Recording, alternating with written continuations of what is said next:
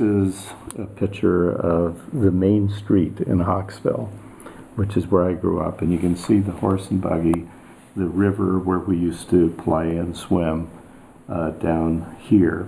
And my parents grew up driving horse and buggies. This is a village of about 100 people.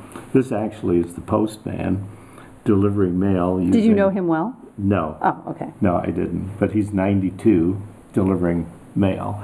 And that's actually in front of the house I grew up in. And this is actually my brother's wife's brother's family who ended up buying our old house. Where you grew up? Yes. Small world. So that's basically the village. The village is about 100 people. Went to Cats and dogs included? Yes. Okay. 2-room schoolhouse, and everybody spoke Pennsylvania Dutch. Really? So I had to learn to speak German. Then went to a small district secondary school in a town called Elmira, and did my secondary education there. Was an active athlete through that time. Hockey? Definitely hockey.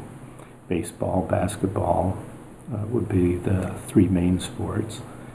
And then went from there to the University of Waterloo, studied mathematics, was bored, went to work. So you didn't finish? No. You I started went for building 1 your year. career? Yes. But I'd actually started as an entrepreneur. My father started me as an entrepreneur at 5 and began a dog kennel. And so my brother and I created a dog kennel and raised German Shepherds and sold them all over Canada. So Who did the books for you when you were 5? we did. Interesting. So my father taught me we had to keep track of every expense and every sale, and then we had marketing expense. We had to build the crates to ship them across the country. They all went by rail at that time, and they went pretty well to the West Coast. Is there any similarities of running a dog kennel and running Pitney Bowes? Somewhere, are there similarities? Of course. And that would be? Income and expense. And if there's no money left over, there isn't any.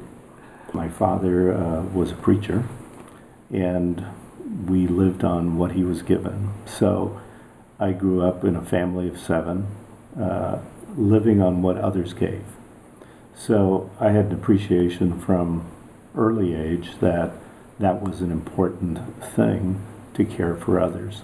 So that was always part of my personal history, is I should share with others who are in less of a position than I am and who don't have the ability to care for themselves. So whether that is locally or whether it's on a global scale, you should care for that.